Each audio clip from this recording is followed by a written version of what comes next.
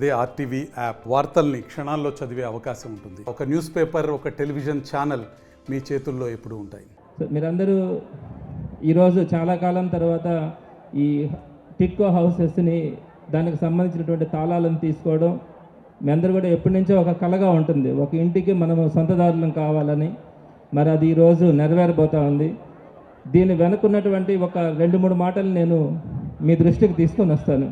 ప్రతి పేదవాడికి విద్య అందాలి, ప్రతి పేదవాడికి వైద్యం ఉండాలి, అందరికీ కూడా ఒక మంచి నాణ్యమైన వైద్యం అందాలి, ప్రతి ఒక్కరికి కూడా సొంత ఇల్లు ఉండాలి. ఇవన్నీ కూడా చంద్రమోహన్ రెడ్డి ఈ గతంలో చంద్రబాబు నాయుడు గారు చేసినటువంటి తప్పుల్ని సరిదిద్దుతూ జగన్మోహన్ రెడ్డి గారు ఈరోజు ఈ పథకాలన్నింటినీ కూడా సమూలంగా మీ అందరి దగ్గరికి చేయడంలో ఆయన చేస్తున్నటువంటి శ్రమ మీ అందరికీ తెలిసిందే. ప్రధానంగా ఎడ్యుకేషన్ గురించి ఆయన తీసుకుంటున్నటువంటి కేర్, అన్ని రకాలుగా కూడా స్కూల్స్ని డెవలప్ చేయడం కానీ, పిల్లలకు కావాల్సినటువంటి బుక్స్ కానీ, ట్యాబ్స్ కానీ ప్రతి ఒక్కటి కూడా ఈరోజు చాలా చక్కగా ఆయన అభివృద్ధి చేయడం జరిగింది. అలానే హెల్త్ గురించి కూడా ఆయన కేర్ తీసుకున్నారు. ఇకపోతే హౌసెస్ పరంగా వచ్చేటప్పటికి ఇవి ఇంతకుముందు గత ప్రభుత్వంలో ఈ హౌసెస్ అన్నింటినీ కూడా కట్టడం స్టార్ట్ చేయడం జరిగింది. అయితే ఆ రోజు చంద్రబాబు నాయుడు గారు చిన్న హౌసెస్ 300 SFT ఇల్లులన్నీ కూడా మీకు హ్యాండ్ ఓవర్ చేయడానికి ప్రతి నెలలో మీరు 2,000 రూపాయలని బ్యాంకుకి చెల్లిస్తూ అలా 20 సంవత్సరాల పాటు మీరు, అంటే 20 సంవత్సరాల పాటు కట్టుకోవడం ఎవరికి కూడా సాధ్యం కాదు. 20 సంవత్సరాల పాటు నెలకు 2,000 రూపాయల లెక్కన 7,20,000 రూపాయలు పూర్తిగా కడితేనే ఆ బ్యాంకు నుంచి ఈ ఇంటికి సంబంధించినటువంటి పత్రాలు మీ ఇంటికి వచ్చే అవకాశం ఉంటుంది. ఏ పేదవాడైనా కూడా 20 సంవత్సరాల పాటు యాక్టివ్గా ఆరోగ్యంగా ఉండేదానికి అవకాశం ఉంటుందా అంటే లేదని చెప్పాలి.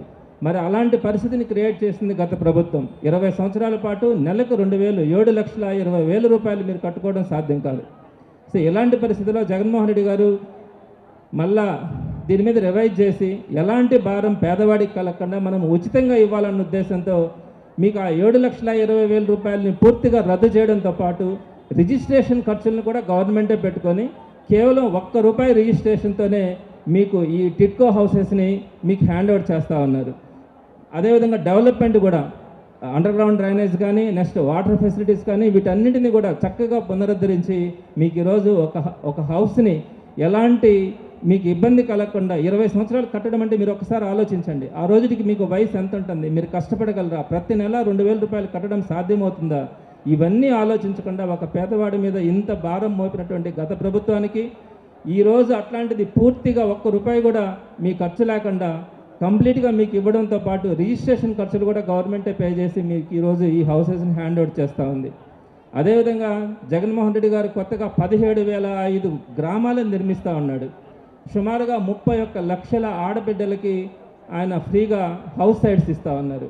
మనం ఒకసారి ఆలోచించాలి, మన రాష్ట్రంలో 1,60,00,000 కుటుంబాలు ఉంటే ఈరోజు జగన్మోహన్ రెడ్డి గారు అసలు ఒక్క అంకణం కూడా స్థలం లేనటువంటి 31 లక్షల కుటుంబాలను గుర్తించి వారందరికీ కూడా ఒకే రోజు ఈ ఇళ్ల పట్టాలని ఆడబిడ్డల పేరు మీద రిజిస్టర్ చేయడం జరిగింది. ఒక్కొక్కరికి టౌన్లో అయితే 6 అంకణాలు, విలేజెస్లో అయితే 12 అంకణాలు. మీరు ఈరోజు చంద్రబాబు నాయుడు గారు కట్టినటువంటి ఈ ఇళ్లకు సంబంధించి ఆయన 7,20,000 రూపాయలు మీ దగ్గర కట్టిస్తూ కూడా మీకు ఇస్తున్నటువంటి షేర్ 2 అంకణాలే వస్తుంది. ఈ ఇళ్లలో కేవలం ఇంటికి ఏదైనా కనుక ప్రాబ్లం అయితే 2 అంకణాల స్థలం మాత్రమే అన్డివైడెడ్ షేర్ కింద వస్తుంది. ఆ 2 అంకణాల్లో మనం ఏమీ చేయలేం. అదే జగన్మోహన్ రెడ్డి గారు ప్రస్తుతం ఇస్తున్నటువంటి లేఅవుట్లలో ఒక్కొక్కరికి గ్రామాల్లో అయితే 12 అంకణాలు, 2 అంకణాలు ఎక్కడ, 12 అంకణాలు ఎక్కడ. అలానే టౌన్లలో అయితే 6 అంకణాలు. 6 అంకణాల స్థలాన్ని మీ పేరు మీద రిజిస్ట్రేషన్, డీకేటీ పట్టా కూడా కాదు, రేపు పొద్దున మీరు వాటిని స్వయంగా ఎటువంటి పరిస్థితుల్లోనైనా కూడా అమ్ముకోవచ్చు. అలాంటి పరిస్థితుల్లో మీకు ఫుల్ రైట్స్తో 6 అంకణాలు, 12 అంకణాల స్థలం ఇవ్వడంతో పాటు సుమారుగా 1,80,000 రూపాయలని మీకు ఆర్థిక సహాయం చేయించడంతో పాటు సెంట్రల్ గవర్నమెంట్ నుంచి, స్టేట్ గవర్నమెంట్ నుంచి మొత్తం మీద అలానే ఇంకొక 35,000 రూపాయలని మీకు ₹1 వడ్డీకి తీయించడంతో పాటు ఉచితంగా ఇసుక, ఈరోజు ఇసుక తెచ్చుకోవడం కూడా కష్టమే, అలాంటిది మీ ఇంటికి కావాల్సినటువంటి ఇసుకని ఫ్రీగా తీసుకోవడంతో పాటు మీకు కావాల్సినటువంటి 12 రకాల వస్తువులు అంటే ఐరన్ కాడి నుంచి ప్రతిదీ కూడా 40,000 రూపాయల సబ్సిడీతో మీకు ఇల్లు కట్టుకునేదానికి సుమారుగా 2.5 లక్షల వరకు కూడా మీకు సహాయం చేసి ఒక ఇండిపెండెంట్ హౌసెస్ని ఇది నా ఇల్లు, ఇది నా స్థలం, నా ఇల్లు అని చెప్పుకునేలాగా మీకు ఫుల్ రైట్స్తో మీకు పట్టాలు ఇవ్వడం అన్నది జగన్మోహన్ రెడ్డి గారి కళ. అంటే ప్రతి పేదవాడిని కూడా తనకు తాను స్వయం ప్రతిపత్తి కలిగినటువంటి ఒక వ్యక్తిగా తయారు చేయడాన్ని జగన్మోహన్ రెడ్డి గారు కంకణం కట్టుకుంటే, అదే గత ప్రభుత్వాలు అయితే ప్రతిదీ కూడా మీ జుట్టంతా వాళ్ళ చేతుల్లో పెట్టుకోవడానికి ప్రయత్నించారు. మీకు ఇళ్ళ పట్టాలు ఇస్తే వాటి మీద మీకు హక్కులు ఉండవు, అమ్ముకునే దానికి హక్కులు ఉండవు, తనఖా పెట్టుకోవడానికి హక్కులు ఉండవు. ఒక ఇల్లు కట్టుకుంటే కూడా కనీసం 20 సంవత్సరాల పాటు మీరు దాన్ని అమ్ముకోవడానికి కానీ అది నీ సొంతమని చెప్పుకోవడానికి కూడా అవకాశం ఉండదు. ఇలాంటి పరిస్థితికి ప్రస్తుతం ఉన్నటువంటి పరిస్థితికి అంత తేడా ఉంది. నేను చివరిగా ఇంకొక 2 మాటలు కూడా మీ దృష్టికి తీసుకొని వస్తాను. ఆడపిల్లలు మనుషులను చూస్తే, అంటే ఉమెన్, స్త్రీని చూస్తే ఈరోజు ప్రతి ఒక్కరు కూడా ఈర్ష్యపడతా ఉన్నారు. జగన్మోహన్ రెడ్డి గారు ప్రతి పథకం కూడా స్త్రీకి సంబంధించినటువంటి ఏ కార్యక్రమాన్ని జగన్మోహన్ రెడ్డి గారి దగ్గరికి తీసుకెళ్ళినా కూడా ఆడబిడ్డది కదా చేసేయండి అని చెప్పడం కూడా జరుగుతుంది. నేను ఎంప్లాయీస్కి సంబంధించి కొన్ని ఇష్యూస్ని, లేడీస్కి సంబంధించినటువంటి ఇష్యూస్ని ఆయన దగ్గరికి తీసుకెళ్ళినప్పుడు అది పూర్తిగా కూడా వినకుండా అది మహిళలకు సంబంధించింది కదా, పోనీ పాపం వాళ్ళు బెనిఫిట్ అవుతారు, చేసేయండి అని చెప్పారు జగన్మోహన్ రెడ్డి గారు.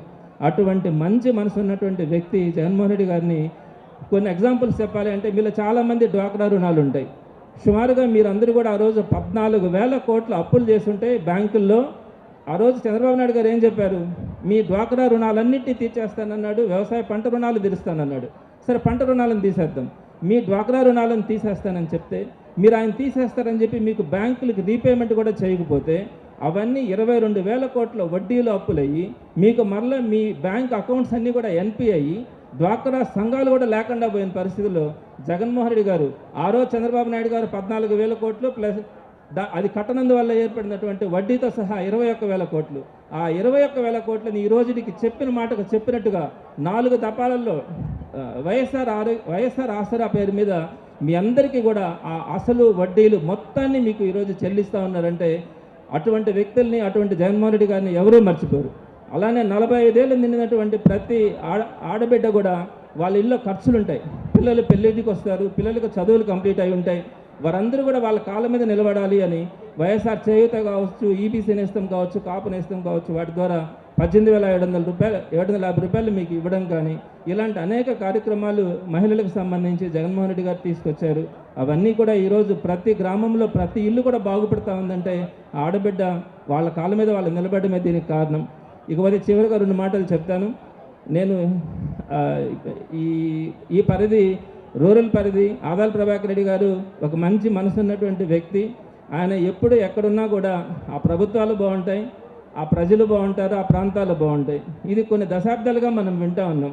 మంచి మనసు ఉన్నటువంటి వ్యక్తులు ఆ ప్రాంతానికి ఎమ్మెల్యే కానీ ప్రజాప్రతినిధులు కానీ అయితే ఆ రాజ్యాలు ఎప్పుడు కూడా బాగుంటాయి. అలాంటి క్రమంలోనే ఆదాల ప్రభాకర్ రెడ్డి గారు ఎక్కడున్నా కూడా, ఆ రోజు అక్కడ సర్వేపల్లిలో ఉన్నా కూడా ఆ కృష్ణపట్నం పోర్టు డెవలప్మెంట్స్ కానీ వాటన్నింటినీ కానీ చేయడం, ఈరోజు రూరల్కి వచ్చిన తర్వాత కూడా ఈరోజు ఎక్కడ చూసినా రోడ్లు, ఎవరో ఏదో చెప్తా ఉంటారు మేమేసామని, ఈరోజు ఎక్కడికి వెళ్ళినా కూడా మనకి స్పష్టంగా నెల్లూరు రూరల్లో ప్రతి ప్రాంతంలో కూడా మనకి రోడ్లు కానీ ఏది కావాలంటే అది. నేను ఈ మధ్య అన్నని ఒకటి అడిగాను, మాకు స్పాస్టిక్ సెంటర్ రెడ్ క్రాస్లో ఉంటే వాళ్ళంతా కూడా మానసిక దివ్యాంగ పిల్లలు, కనీసం నడవలేరు, మాట్లాడలేరు. అటువంటి పిల్లలు రావడానికి ఇబ్బందిగా ఉందన్న అంటే 20 లక్షల రూపాయలు పెట్టి ఒక వ్యాన్ తీసి ఇచ్చాడు ఆ పిల్లలకి. ఇది 3వ కంటికి కూడా తెలియదు. సో అట్లాంటి ఒక గొప్ప వ్యక్తి, మంచి మనసు ఉన్నటువంటి వ్యక్తి ఈ ప్రాంతానికి ఆయన ఎమ్మెల్యేగా ఉండడం అది మనందరి గర్వకారణమని కూడా చెప్పాలి. ఇకపోతే మేయర్ శ్రవంతి గారు కూడా చెప్తా ఉన్నారు ఇందాకే, ఈ ప్రాంతానికి నేనే కార్పొరేటర్ అని. చాలా సంతోషం అనిపిస్తుంది. ఆ అమ్మాయి ఎప్పుడు కూడా ఒక చెల్లెలంటే ఇలా ఉండాలి అనిపిస్తుంది. సో ఒక మంచి అమ్మాయి, చిన్న వయసులోనే ఆరంభంలోనే ఒక పద్ధతిగా ఉంటూ చక్కగా మాట్లాడడం, ఈ ప్రజాస్వామ్యబద్ధంగా ఎక్కడ ఏది అవసరమైనా కూడా దానికి తగ్గట్టుగా మాట్లాడే ఒక మంచి లక్షణాలు ఉన్నటువంటి శ్రవంతి ఈ కార్పొరేటర్ కావడం, ఆ తర్వాత మేయర్ కావడం అందరికీ కూడా చాలా సంతోషంగా ఉంటుంది. మరి ఇకపోతే చివరిగా నేను మా మంత్రి సురేష్ అన్న గురించి ఒక 2 మాటలు చెప్పి క్లోజ్ చేస్తాను. ఇన్ని సంవత్సరాలు, సుమారుగా 15 సంవత్సరాల నుంచి అన్న ఎమ్మెల్యేగా ఉన్నారు, 5 years నుంచి మంత్రిగా ఉన్నారు. నేను ఒక చిన్న ఎమ్మెల్సీ ఈ మధ్య కాలంలోనే నేను ఎలక్ట్ అయ్యాను. అన్న ఎప్పుడు కూడా నేను ఎప్పుడైనా మాట్లాడినప్పుడు కూడా అసెంబ్లీలో కూడా దగ్గరకు వచ్చి చెప్తాడు, బాగా మాట్లాడతావు చంద్రశేఖర్, నీకు మంచి భవిష్యత్తు ఉంది అని చెప్తుంటాడు. అట్లా ఎవరు కూడా పొలిటీషియన్స్ పక్కన వాళ్ళని ఎంకరేజ్ చేసే లక్షణం పెద్దగా తక్కువ ఉంటుంది. అలాంటి గొప్ప మనసు, ఎప్పుడు కూడా తన దగ్గరికి వెళ్ళిన వాళ్ళని కాదనకుండా ఆప్యాయంగా పలకరించి వచ్చినంత వరకు, చేతనైనంత వరకు చక్కగా పనిచేసేటువంటి ఒక గొప్ప వ్యక్తి ఆదిమూలపు సురేష్ అన్న. అన్న ఎర్రగొండపాలెం దగ్గర ఎక్కడో ఉంటే చాలా దూరం అనిపించేది. ఇప్పుడు మన జిల్లా పక్కన కొండేపీకి వచ్చినప్పుడు మొట్టమొదటిగా దాన్ని చూసి సంతోషపడ్డాను. తప్పకుండా సురేష్ అన్న ఇంకొక 10 సంవత్సరాల పాటు, నేను వాళ్ళకి కాలేజెస్ ఉన్నాయి, ఆ కాలేజెస్కి కూడా నేను గెస్ట్గా వెళ్ళాను. పిల్లలతో ఆయన మంత్రి అన్నది కూడా మర్చిపోయి వాళ్ళని చిన్నపిల్లల్ని కూడా నానా నానా అంటూ వాళ్ళని దగ్గరికి తీసుకొని వాళ్ళ పైన చేసి మాట్లాడుతూ ఉంటే, అలాంటి కల్మషం లేని ఒక మంచి వ్యక్తి సురేష్ అన్న ప్రధానంగా అన్న వచ్చారని నేను ఈరోజు వేరే పన్నెండు కూడా ఆగి నేను అన్న కోసం ఈరోజు ఈ ప్రోగ్రాంకి రావడం, అందులో భాగంగా మన ప్రభాకర్ అన్న కానీ వీరందరినీ కూడా కలవడం జరిగింది. చాలా సంతోషపడుతున్నాను. వెల్కమ్ అన్న మీ అందరికీ కూడా. సో అలా మీ అందరూ జగన్మోహన్ రెడ్డి గారు చేసినటువంటి కార్యక్రమాల్ని గుర్తుపెట్టుకోండి. కొంతమంది దొంగలు, మోసకారులు ఏదైనా జగన్మోహన్ రెడ్డి గారు చేసిన తర్వాత అది మేము చేస్తాం, మేము చేయగలం అంటున్నారే కానీ వాళ్ళ గత చరిత్ర, ఇంటికో ఉద్యోగం అన్నారు, ఒక్క ఉద్యోగం లేకుండా పోయింది. వ్యవసాయ రుణాలు మాఫీ అన్నారు, ఒక్క రూపాయి మాఫీ చేయకుండానే, అంటే చేశారు 3 దఫాలుగా ఇచ్చారు. 15,000 కోట్లు, 87,000 కోట్లు అప్పులుంటే 15,000 కోట్లు ఇచ్చారు. డ్వాక్రా రుణాల మాఫీ అయితే ఒక్క రూపాయి కూడా రుణమాఫీ చేయలేదు. 9 గంటల ఉచిత విద్యుత్ పోరన్నారు, పగటిపూట అన్నారు, రాత్రిపూటే ఇవ్వలేదు 9 గంటల ఉచిత విద్యుత్. అలా ఏ హామీని కూడా నెరవేర్చకుండా ఆయన పాలన ఉంది. జగన్మోహన్ రెడ్డి గారు చెప్పిందల్లా చేశారు. అది ఒక్కటి మాత్రం మిమ్మల్ని గుర్తుపెట్టుకోమని సవినయంగా మీ అందరికీ కూడా ప్రార్థిస్తూ సెలవు తీసుకుంటున్నాను. మరిన్ని వీడియోస్ కోసం ఛానల్ ని సబ్స్క్రైబ్ చేయండి. లేటెస్ట్ అప్డేట్స్ కోసం వాట్సాప్ ఛానల్ ని ఫాలో చేయండి. అండ్ లింక్ డిస్క్రిప్షన్ లో ఉంది.